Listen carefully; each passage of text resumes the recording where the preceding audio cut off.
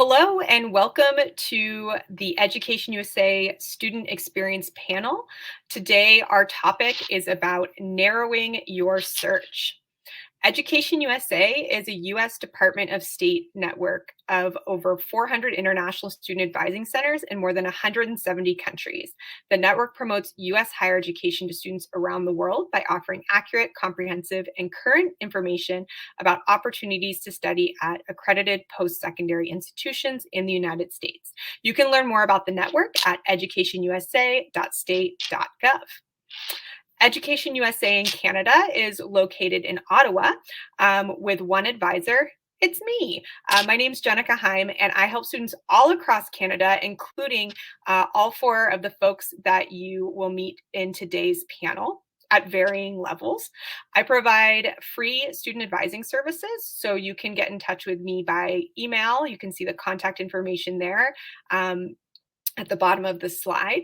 And if you'd like, you can send me your questions by email. We can set up a Zoom advising session. I'm happy to review your essays, although we're getting close to those early deadlines.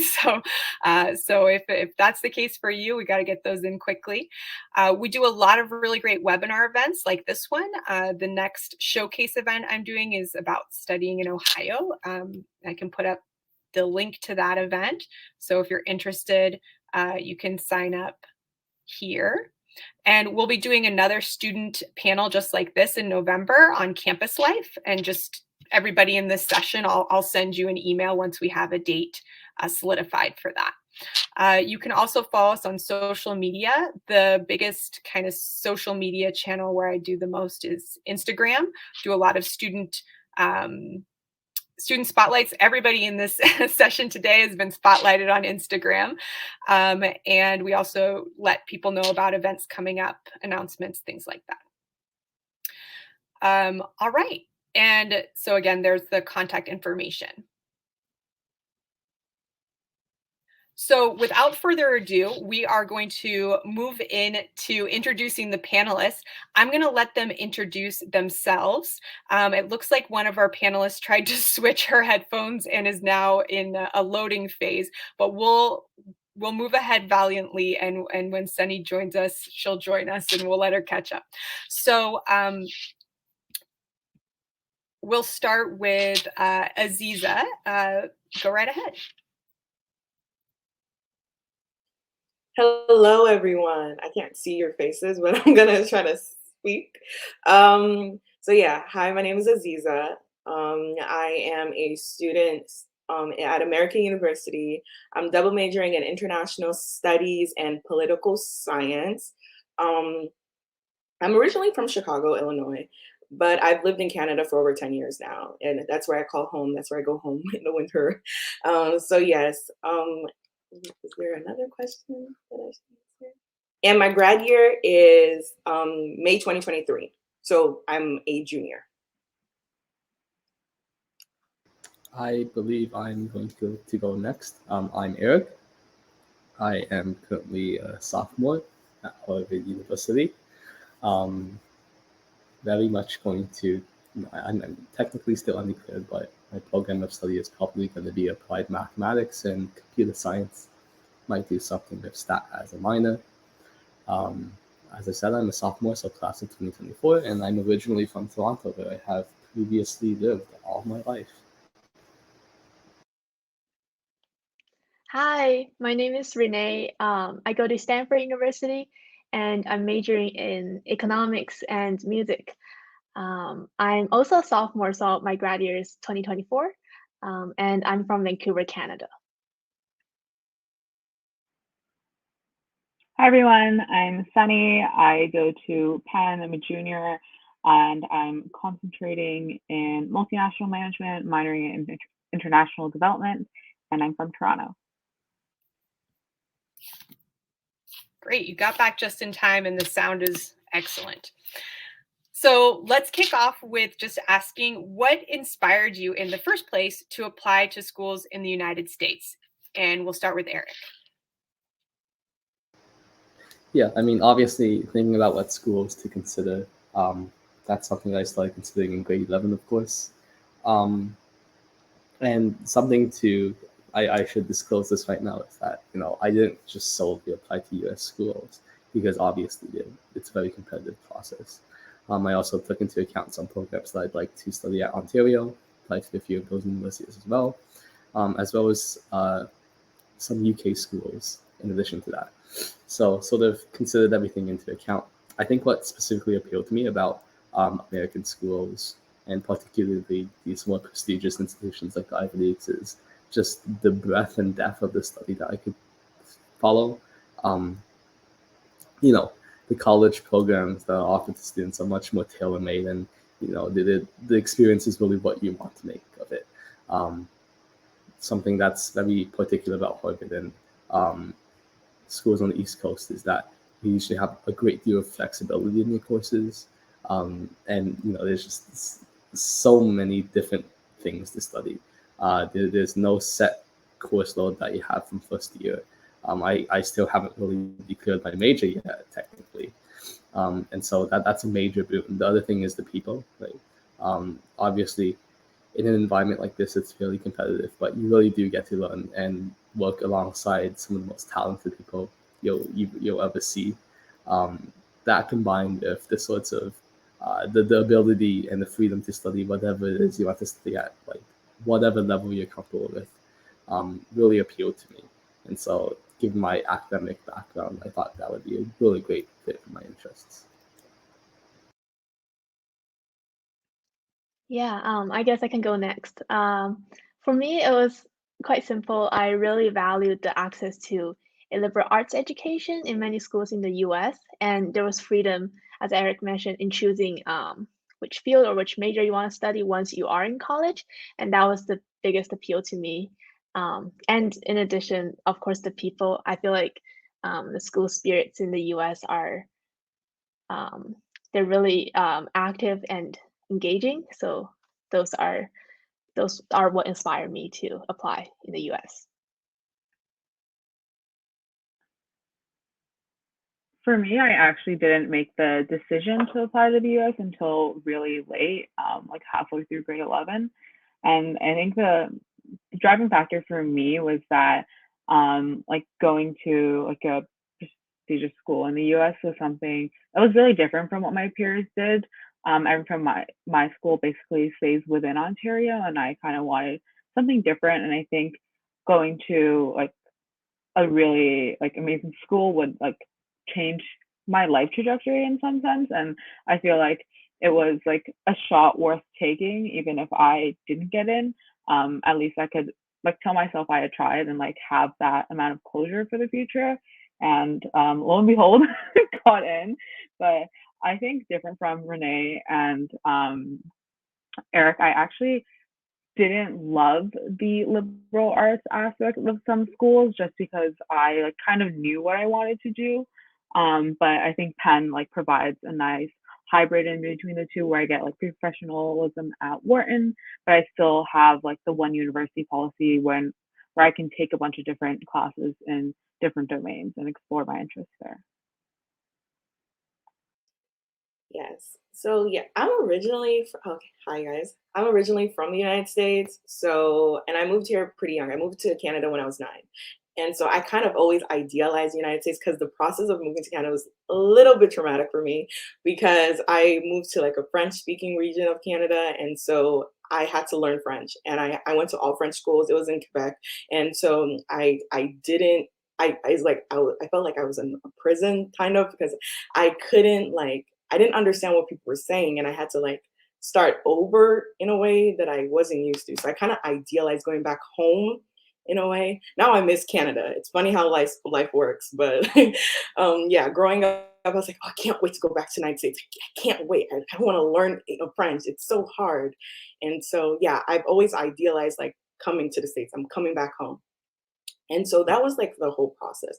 And similar to Sunny, like a lot of the people that go to my went to school in Ottawa ended up staying when went to University of Ottawa or Carleton University. That was like what everyone else did. And I didn't want that for myself. I wanted to leave the country. I wanted even if I didn't leave the country, I wanted to leave Ottawa, so change of environment was really, really important to me. Like if okay, at least I would go to Toronto if going to the States didn't work out. You know what I mean?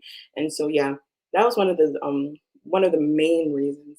And so also the education, the locations of schools that I chose as well drove my decisions.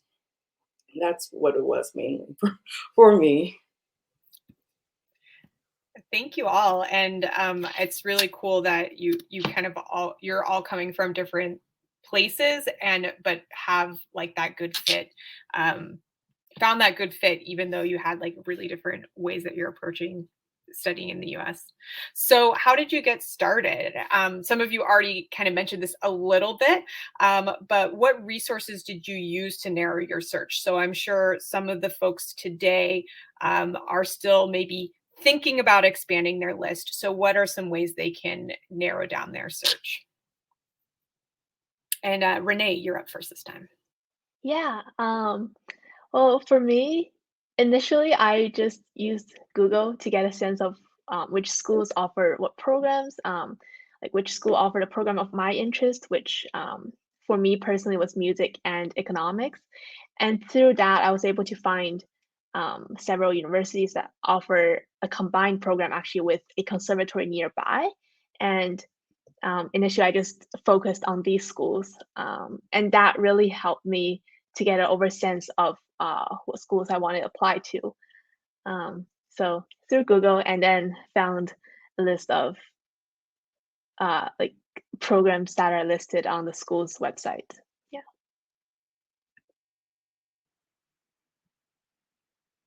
Yeah, for me, I think like a similar process. So my high school wasn't super big on like sending people to the States, and so I was kind of on my own. Like guidance wasn't all that helpful. So like starting on the internet, like trying to find like compare different schools and like their sizes, their locations, like Renee said, like what programs they have.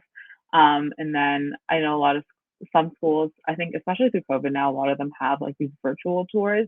So that's like a good way to like see the environment that you might be learning in if you aren't able to go and visit the school. But if you are, I highly recommend it. I got to visit Penn December of my grade 12 year, and that was kind of like what sealed the deal that like this is where I wanted to be.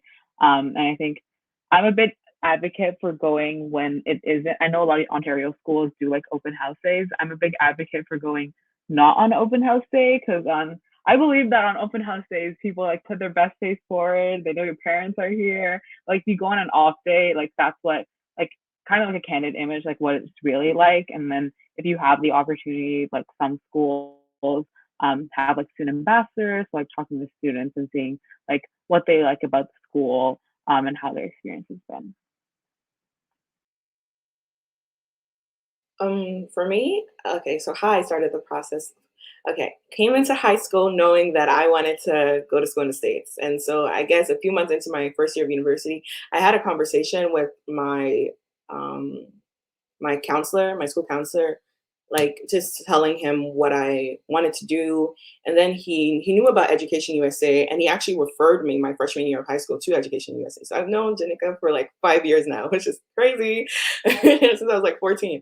And so yeah, I went through that. Also searching up the school I go to now is not the school that I even had in my radar, but I just went through a lot of searches, a lot of like YouTube was a great resource for me. Just going to individual schools that I thought were initially for me as well. The internet is your friend, honestly, when it comes to like college search as well. But Jenica was like a really good resource for me. Like I would go to her like once every other month, or like especially when we got close to the deadline, I'd go pretty frequently. But like maybe like once every few months I would go, like every 3 months or something, to just update her on my process, how I felt, like the schools I wanted, my grades, that sort of thing. My school was really focused on Canadian schools. Obviously, I went to school in Ottawa, so they weren't much help except for him, my counselor, referring me to Jenica. But other than that, like yeah, that was my whole process. That was my whole high school process, basically. Counselor and Jenica. Yeah, so I think I would echo some earlier sentiments shared in this panel for this question. I think it's definitely important to get a vibe for this school. Um, I think these sorts of qualities aren't really quantifiable. It's something that you just have to figure out for yourself. Just take a look at the environment, kind of the layout of the school, the way that things are structured, kind of like even if you're visiting during the summer, for example, by the way, like, if you walk around the buildings, look at what student life might be going on. I think that's a good way to gauge out like how well can you visualize yourself being here as a student. Um, and so, over some of my high school uh, years, I was able to go to the US and visit some of these schools just to get a little bit familiar with them, acquainted with the location, what the surroundings are sort of like. And so I think that's like inherently it's like it could be beneficial. You definitely don't really want to go to a school that you've been accepted in based on the name and program alone, because there's a chance that you might hate it here. Something else that was also really important, of course, was looking at how well is this academic fit, right? I don't think it's necessary to be thinking about like, oh, what professional programs are there, what clubs can I join. That level of detail isn't necessary, but at the least make sure that like the academic disposition is sort of inclined with yours. Some people might not like this sort of liberal arts education. They have a good idea of what they want to do, and they want a structured program that will allow them to do that really, really well. In which case, Ivy League might not be best for that actually. So definitely, like those things are offered on university and faculty websites. Of course, they're quite easy to figure out. I definitely just take a few hours to go to that and understand each program. And Sarvin asked a really good follow-up question. How helpful was the campus visitor virtual tour? And I think Sunny and Eric really spoke to this. So I think take that even a little bit deeper. If you went on a campus visit, what did you find was most useful during that? Did you do a structured tour? Did you do a little more of your own wandering? Was there something in particular you were looking for or stood out during that time? And I think, Sunny, you're up first this time. Awesome. Hi, Sarvin. Sarvin's my mentee. So as I said, like at least for Penn, like the campus tour was kind of like what sealed the deal for me. So when I came, I had like a structured admissions, like presentation, and then like a student-led tour. And then like that was kind of Penn wide. And then I also had a coffee chat with we have a student group called Wharton Ambassadors, which works with Wharton admissions, and they like specialize in taking like prospective students we just go to the Starbucks across the bridge, and they just like take you out for like half an hour, and you can kind of ask like all of your like burning questions that maybe you don't want to ask in front of your parents, where you can kind of like get like I said, like that candid view of like what like being a student there is actually like, because it's very casual, like nothing's recorded, you're not in a formal building. I did also do a tour at Harvard. I actually did more wandering there, and I think I did at Penn too. And I thought that was like really helpful, just wandering. Obviously, it depends how feasible it is, depends on like what time of year or like week you go.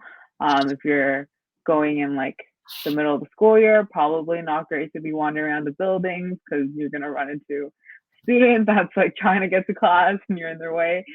But if you go in the summer, I think it's really great to just wander around. You might be able to find like a classroom that's open and just like sit down and like kind of like literally put your seat in like of like a student being there. So I thought it was really helpful overall.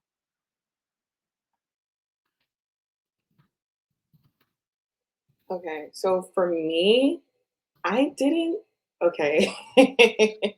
Okay, so for me, I did not tour my schools. I know. I was a little bit behind in terms of like thinking ahead in that way. So like, Google is my friend. Like literally, I was so entrenched in like SAT prep and like essays, and I didn't even want to think about it. Like all through the summer, I was just like, okay, I'm gonna get on my studies, and then I will like move forward from then. We'll see where we go from there, basically. And so, how I got a feel of the school is basically like talking to people from the school. So I did interviews with schools. Syracuse actually came to me. Like Syracuse came to school, my school, and I had like a 2 hour long conversation with one of the admissions officers, and it was a really really good conversation. And I knew that I was like, okay, this is the type of person that I feel like okay, I could go there, you know. And so that was basically my whole approach. I would not recommend it. I would say like you should definitely visit the school, how you like it, where you want to be as well. Another thing that helped me like narrow down my search in general was basically seasons. Okay, so I knew that I didn't want to live in a place that didn't have 4 seasons. That's cut the West Coast completely out. Sorry, Renee. Go Stanford and all for and I knew I didn't want to live in the South. And so it was East Coast and then DC. That was the schools that I was like, okay, these are places I'd live in. And so another thing that really helped me was like campus spirit. How politically aware is the school? And so AU is the number one most politically engaged campus in the United States. And I was like, okay, this is somewhere I want to go, like as a poli sci major, and especially in DC as well. Kind of took a gamble, like I said. I love it here. I made the right decision for myself at the end of the day. But yeah, that was like my whole process.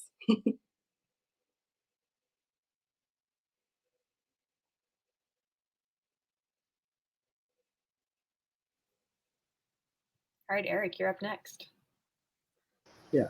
I think, I guess there's not much for me to add, honestly.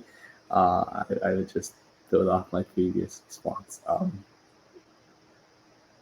I think one of the most fundamental attributes when it comes to getting to know a university beyond what I just previously said.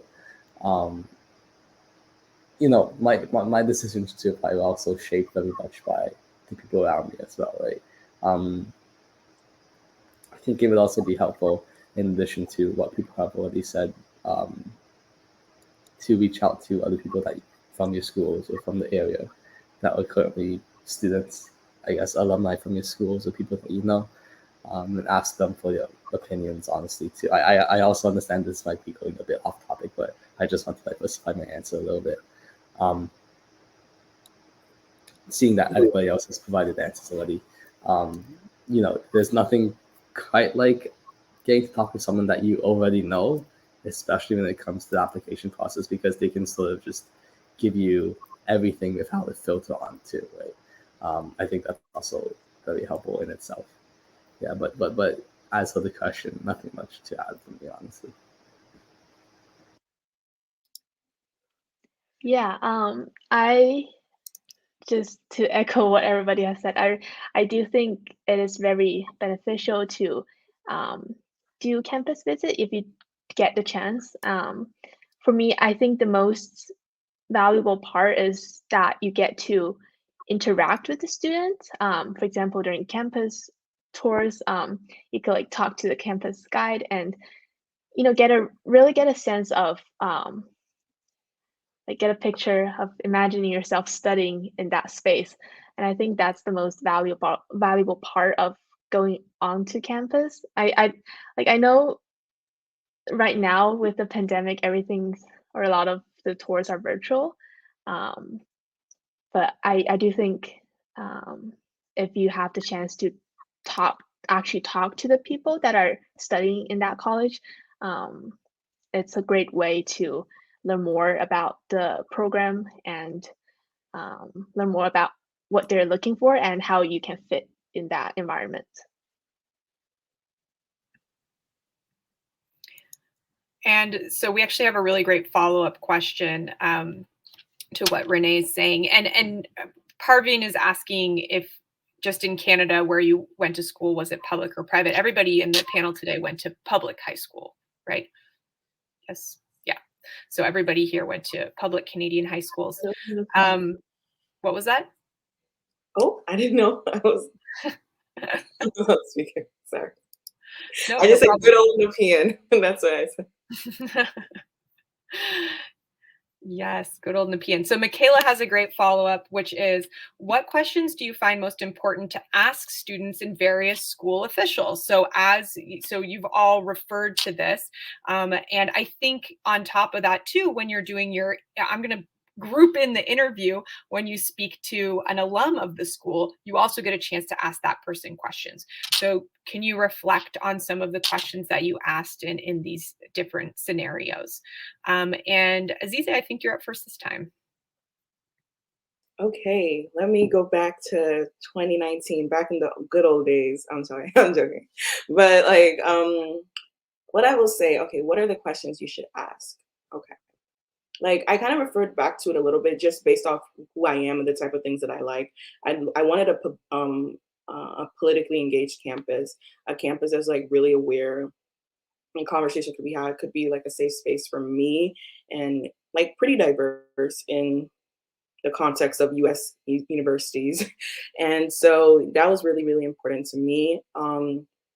Another question that I would say is that was really important to me.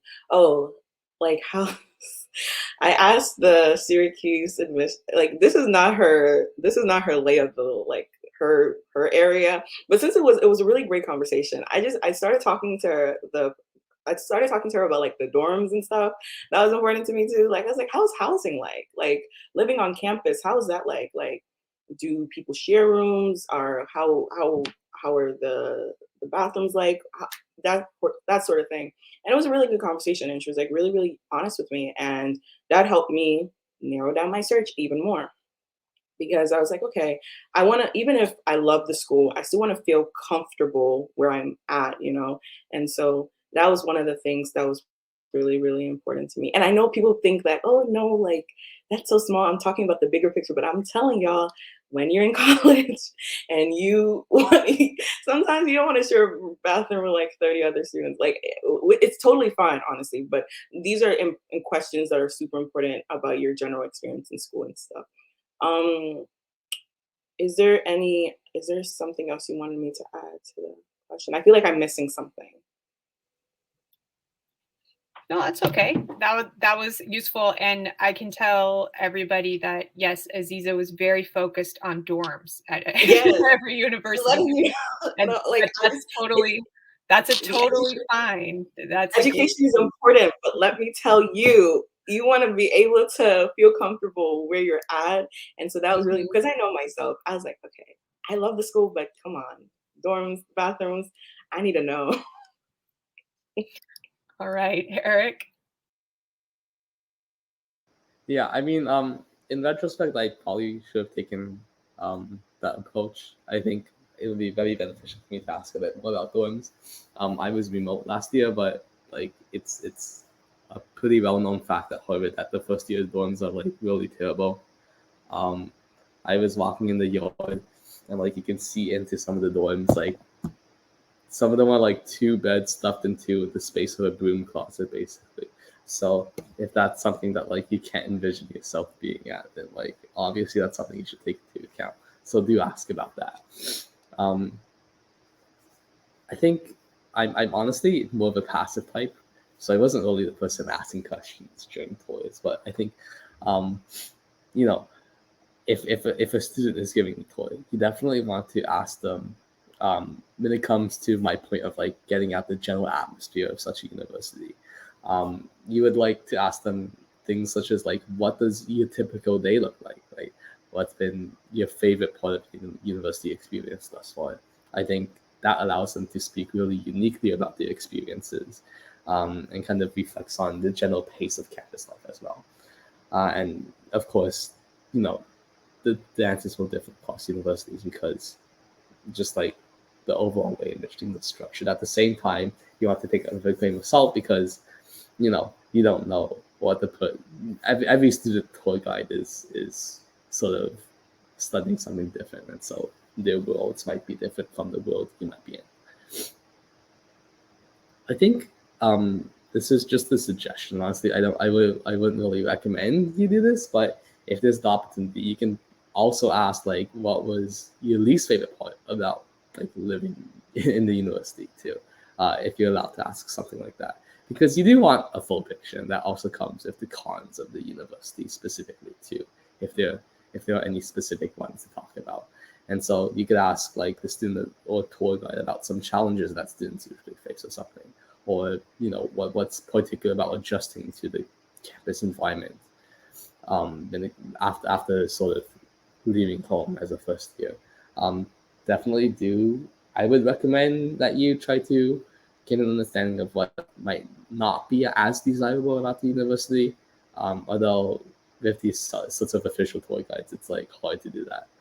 But sort of the point is to build a holistic picture about everything, right? And that might not necessarily be all positive.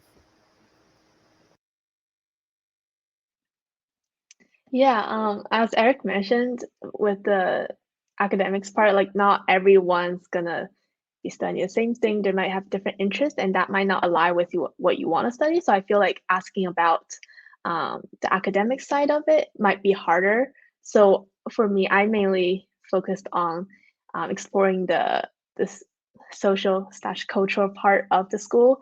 For example, asking about their favorite traditions or what it's like being on campus, or any like special activities that they really enjoyed.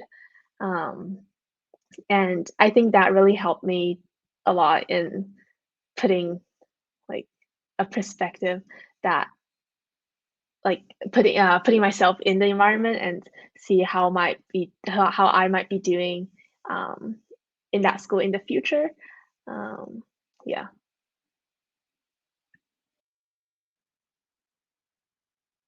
Yeah, I think in terms of asking students, it's been a while, so I don't remember exactly what I asked, but I think I definitely focused more on like trying to get a grasp of like how the culture and like the social scene was. So I remember for me, like during my coffee chat, like um the upperclassmen that I was speaking with like really emphasized that like kind of like the social ivy, and I was like, can you elaborate on that?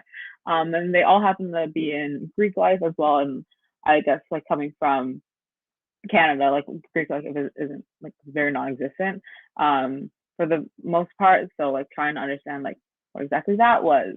I think in terms of asking like questions to school officials, it's a little bit different. Like you probably wouldn't ask about like, or at least I didn't ask about like student life, housing. I feel like students would give you a more candid version, like a more candid answer to that, and like school officials might just be more focused on trying to like sell the school to you.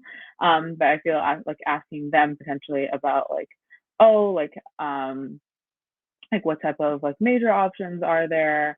Like kind of more academic stuff would be more geared towards them. Thank you. So we're getting a lot of questions in from the group kind of about your academic profile and experience applying. So if you don't mind, I'll ask a couple questions about that, considering that people are curious. We've had quite a few ask about AP and IB. So did any of you take AP and IB? Was it even offered at your school? And if so, which ones did you take? Who's first this time? Eric? I think so. Yeah. So I did IB at my public school, but I also had the opportunity to take some AP exams on the side. Um, so academically, I went pretty seriously, honestly. Um, so when it comes to, I think, this academic preparation, I think the IB program was really good for, if you're going to apply to US universities, you definitely want to do at least one of those. Because it shows that like you're going above and beyond just like the standard school curriculum. They do want that level of academic preparedness as a baseline. I think what was helpful for me if taking both AP and IB exams was that like AP exams was sort of a supplement to my learning almost. I would say in my opinion that AP exams are a little easier to study for because the IB program is a bit more full fleshed out in that you have to do various projects and account for extracurricular the way that they frame it. At the same time, in retrospect, I feel like I didn't need to do that many AP exams because it's just a lot of academic work to do, and it can be quite stressful trying to study for so many exams, and as a result, it's pretty easy to underperform. Um, I think I would say if you're doing the IB program, only take AP exams that you think you're sufficiently well prepared for, or that you're genuinely interested in. If you are taking APs, I would say try to take some in grade 11 or even grade 10 if possible. But definitely do some in grade 11 such that you're already applying with some marks. I think they do want to, like admissions would like to see some examples of people achieving things in grade 11 just to show that they're kind of serious about the academics. Was there any other aspect of the question that I am supposed to respond to?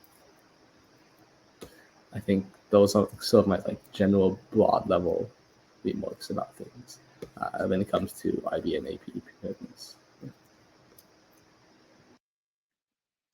Yeah, so I went to a public school and luckily my school offered AP. We didn't have IB, so I just took AP. And I don't know about other public schools but for mine, if we go on like a regular track, we're only allowed to take AP in grade 11 and 12. So uh, I really try to challenge myself in that way, like academically. So I sort of filled my schedule with APs in grade 11 and 12. And I think that really shows to the admission officers that given the context of your school, really try you're really trying to challenge yourself rather than just taking something easy. Um, so I took uh, I think around 13 APs overall, and I feel like for me, it was okay balancing the number of classes and exams that I was taking, but I think it really depends on your individual schedule and choosing which areas you're interested and taking APs in those as well. So I think I fall on the polar opposite side of that spectrum. My high school was non-IB, and like Renee said, like you really could only take AP classes in your grade 11 or 12 years, and my high school had very limited options, like in terms of actually having AP courses, like where they actually taught you in class. We basically only had like science and math. And then we did offer French, but that you kind of had to learn on your own time, like during lunch. So I kind of tried to cross that off the list. Um, but for me, since I like didn't take science past my like grade 10 requirement, all that was left for me was really calculus. So I took AP Calc. The way my school taught it was like AB and BC combined together. But I ended up taking the AB exam. Um, by at the time I took it, I hadn't gotten into Penn yet, but I really didn't take it all that seriously because it wouldn't have counted for credit at Penn either. I think it was just a way for me to learn a little bit more knowledge in class and be that I guess did help me in my like math class later. But um, I think because my school was non-semester, you didn't really have that option to fast track. And your schedule in terms of like math and science was pretty set. Um, so yeah, if you want a case of not taking APs, I am your case.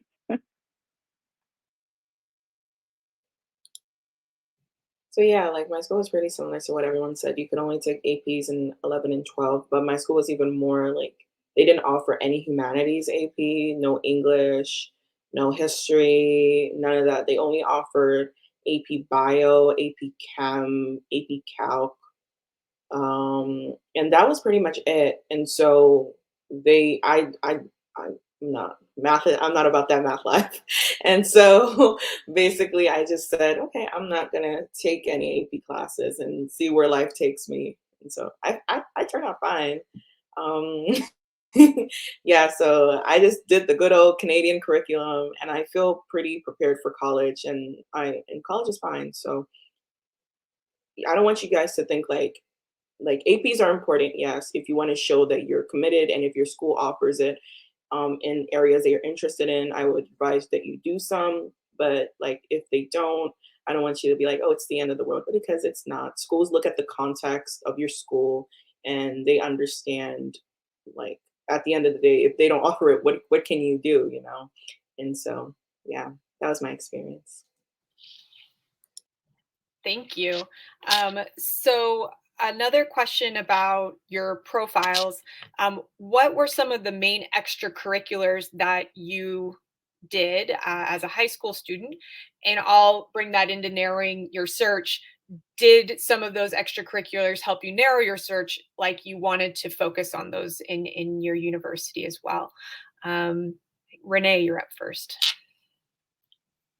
Yeah, well, for me, it was pretty easy. I'm a musician, and in high school, I played the harp, so I was really involved in orchestras, both inside and outside of school, and that was also something that I really wanted to continue in college. So, um, I really looked at the orchestral programs offered at different schools, and also the music department performance opportunities, and that really helped me narrow a lot of like helped me set my college list as well.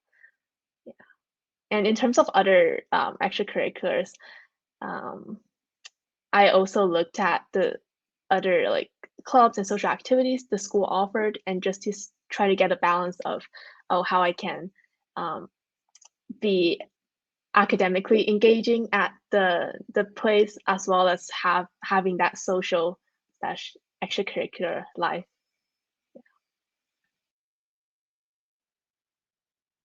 Yeah, for me, I was really heavily involved with music throughout high school and middle school. I had my school had a very robust music program, so I played violin in the symphony and chamber orchestras, and I sang in the choir. Um, that didn't necessarily like factor into my career or like college choice necessarily, but I think gave me a lot of like tangible skills in terms of like time management and other like leadership skills that have benefited me. Um, when I was searching for schools, I did look into whether schools had like like a student symphony orchestra like outside of classes as well. Penn does, but I ultimately decided not to do it because I didn't want to have to travel with my violin. But apart from that, I was involved with student council, but again, that didn't really continue into like student government here, just because American student government's a little bit different from like my school's student council. Um, but then I was also involved with the Junior Economic Club of Toronto, which is like an outside of school club. I think that had a little bit more of a direct link to business at least.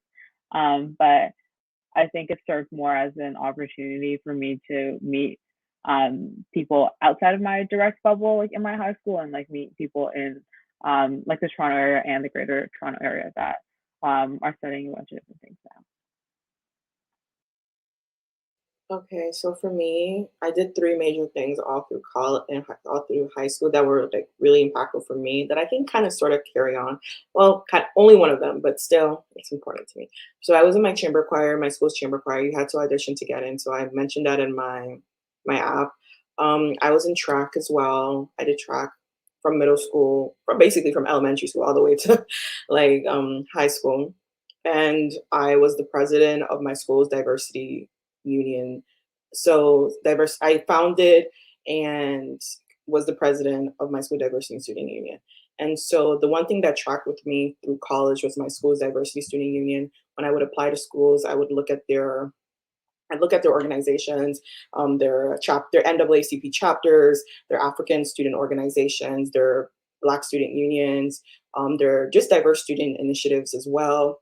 How were they funded? Like when I had the meeting with American University, because I had to do an interview And so when I did my interview, I asked questions about how like the funding works because AU has a separate like club consulting thing that you have to you basically they fund organizations, and so I wanted to make sure that the the clubs, diversity clubs, the social clubs were properly funded for the school to make sure that when I joined, like we could actually do things because AU does invest a lot of money in their clubs, and getting into clubs, especially in schools in DC, is really, really competitive because a lot of students are it's just that's how DC is. Like a lot of students, you have to apply places, and so being heavily involved in organization, being heavily involved in schools, like really important for jobs and internships.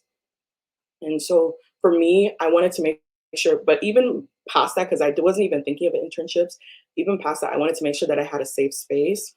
And so a place where I could be myself, a place where I could talk and we could do public service, because that was really important when I was in school in Canada. And so having a school that public service was really, really important.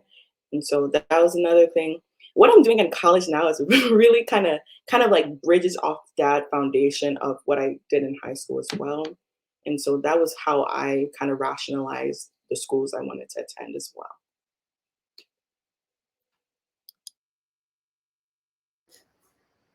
Yeah, so I think in summary, like I didn't really have a broad direction when it came to the things I did in extracurriculars during my high school career. Kind of like I sort of started out saying, "Oh, I want to do this thing," and then I became like, "Oh, actually, I'm gonna do this." Um, and that isn't necessarily the most beneficial when it comes to college applications because you're looking for like a grand story, right? But in some ways, I think it was still like this is still really beneficial personally because it allowed me to explore a few different things and kind of narrow down what really spoke to me. So one thing I did throughout all 4 years was DECA. So this is like a professional business case competition organization. Um, and also I was part of our school's band. So both of these things were about like large commitments. They weren't huge commitments. Um, they were sort of like, I guess like, especially our band, that was not something I particularly wrote about when it came to the application because like we're not good. Um, but I think it was still like really good in that it gave me a grounding and like it helped me find people pretty easily. What I eventually did end up writing about was that I took some interest in science competitions. So I did some chemistry competitions towards the latter half of my high school years, and that's something that I could very much write about. I also served as a lab assistant over the summer for a month. That was like a short-term thing, but also something that was fairly meaningful to me. Um, and so I guess in summary, I think it can be hard to consolidate these sorts of things. But I think, it is something you have to consider. How do you wrap this all up into a story? How do you portray yourself as sort of an inquisitive person who maintains all of these different relationships and, has this kind of multifaceted personality? I think the main benefit of doing all of these things is that like it sort of allowed me to broaden my intellectual pursuits and also do, each one of these has different communities, so it let me meet a lot of people as well. And I think those were like really good benefits. Thank you. And just as a reminder, somebody was asking what universities everyone goes to. Aziza is at American University in Washington, D.C. Eric is at Harvard University. Renee is at Stanford University. And Suni is at Penn, University of Pennsylvania Wharton School. Quite a few people have asked about essays. So they would love to have you share, what did you talk about in your common application essay? And do you have any recommendations around shaping that personal essay? Who's up first this time? Is it Sunny's turn? I think so. I think it might be. So I took a really personal take on all of my essays was my Common App and one of my longer supplements. I wrote about my grandmother and the influence she's had on me. So for context, she kind of raised me for the most part of my childhood, with along with my cousin, because our parents were busy. But just writing about my relationship with her, and I think the upside of writing about something personal is that you're really not going to find somebody else in the stack that has that same take. Um, and I think it's, at least for me, I think it's a lot easier to write about my own life, rather than trying to, spend some sort of like very unique and abstract takeaway from one experience in my life. I think being able to write about that relationship, since it's, been going on for so long and it's still continuing now, it kind of allowed me to have like a past, present, future take on it, and was sufficient for like that length. It wasn't like too heavy because I could leave out most of the details, but was also enough substance. There's also enough substance in that essay.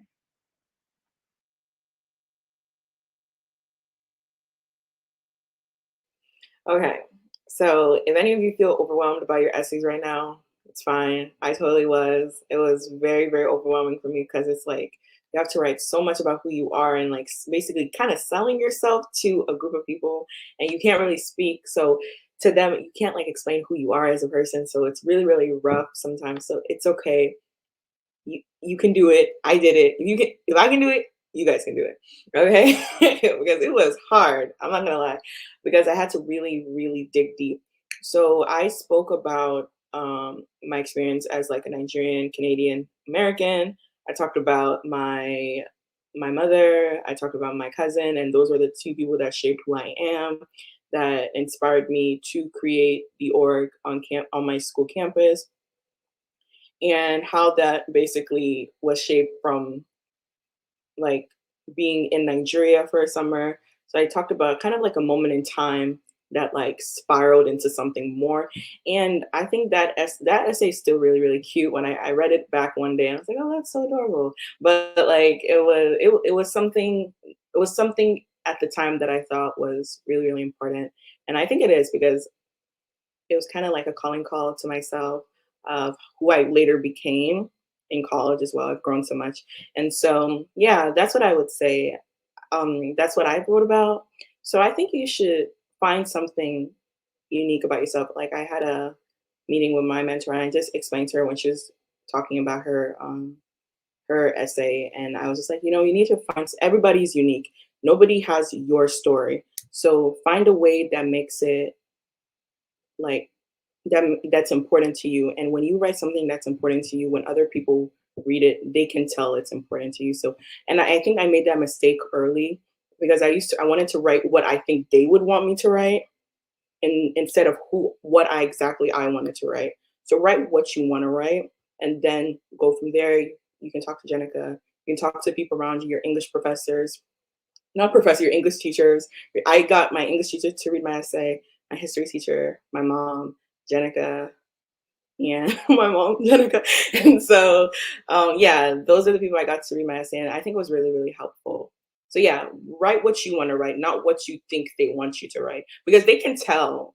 They've read like thousands of essays, or like a semester or a year or whatever. They can tell who if you're writing for them or if you're writing for yourself. Yeah.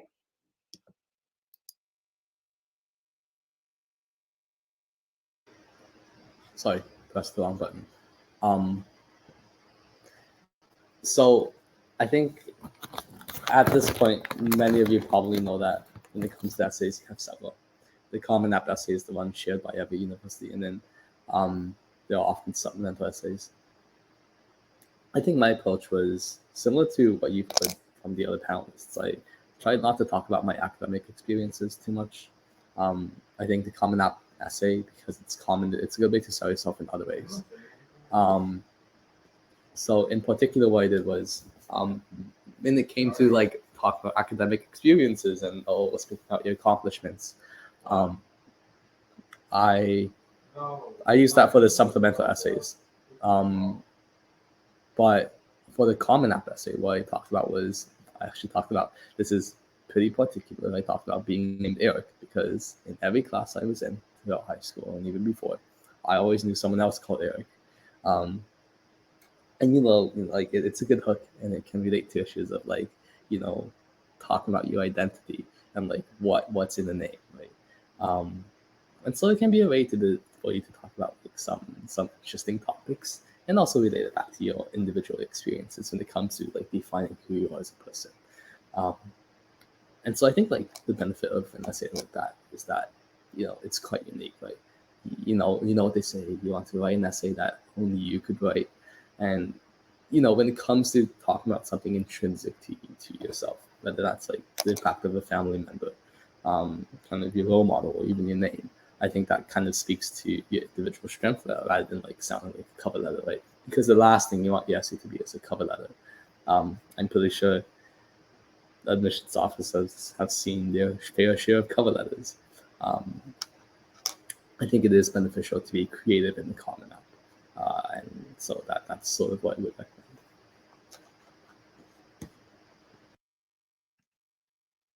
Yeah, for me, I use the essay space as an opportunity to expand some of my biggest extracurriculars. So for my personal Common App essay, I really talk about who I am through my activity of doing this nonprofit project, which is called the Music Connect, where I sort of bring concerts to community venues and senior homes, and combining that with like ethnomusicology, because I found that when you perform music from someone's hometown, or music they're familiar with, that really builds a connection between you as a musician and the audience. So I talked about that as my main essay, and I feel like my recommendation, I guess, where to start if you don't have any idea of what you want to talk about, is to reflect on the activities that you've done, and the experiences that you have had. I guess it doesn't have to be anything special or unique. It really, sometimes you can really showcase yourself from the more mundane or regular experiences that you have had. And as Aziza has mentioned, I really agree with her. Just don't write about what you think that officers want you to tell. Rather, write about something that you're really interested in, that you're really passionate about. I think that can really help the mission officer to learn uh, what an actual person that you are, rather than just someone like on paper.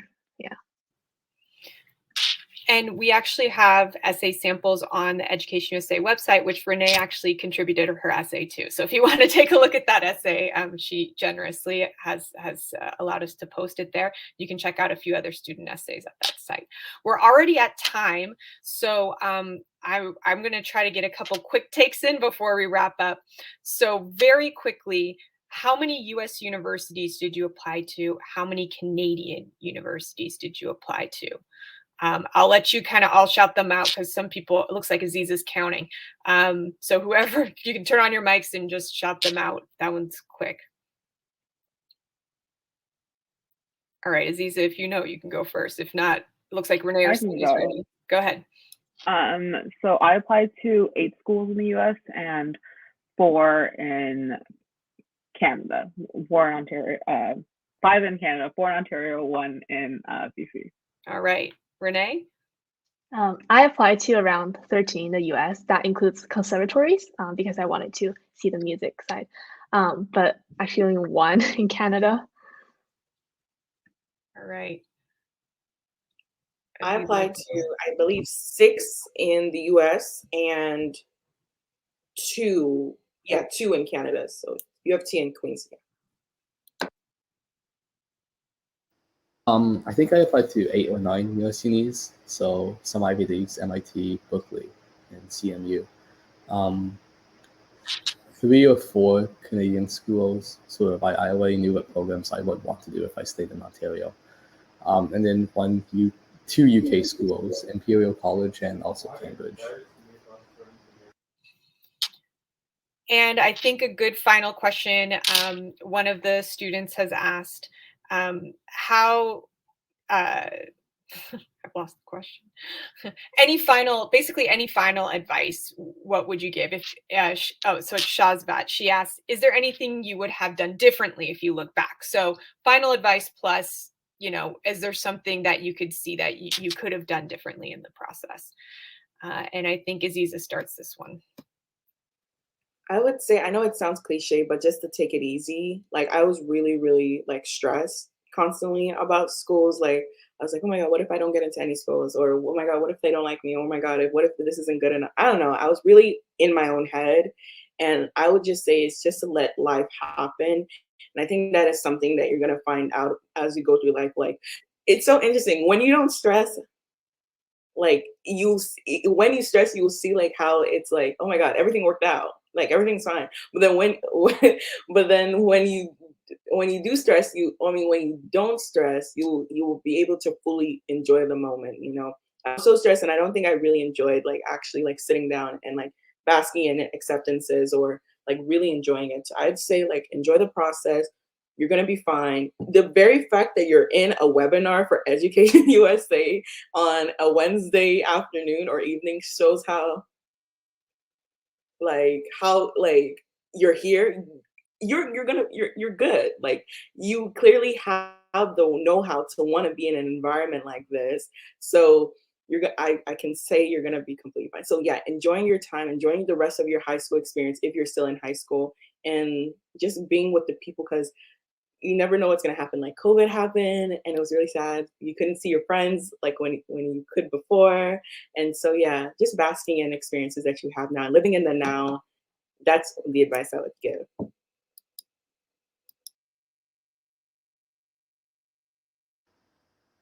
Sorry, I have to go, but one thing I'd probably say is, yeah, I would just very much echo that sentiment. Like, especially with competitive admission processes, there's always an element of luck.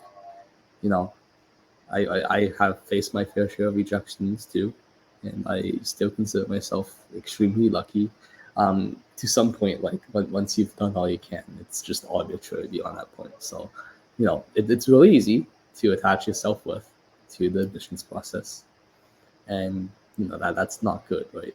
Um, so I think, you know, 10 years down the road, your alma mater is going to be inconsequential compared to like what you're doing in your career, in your life, if what you find yourself like doing in that current situation, right?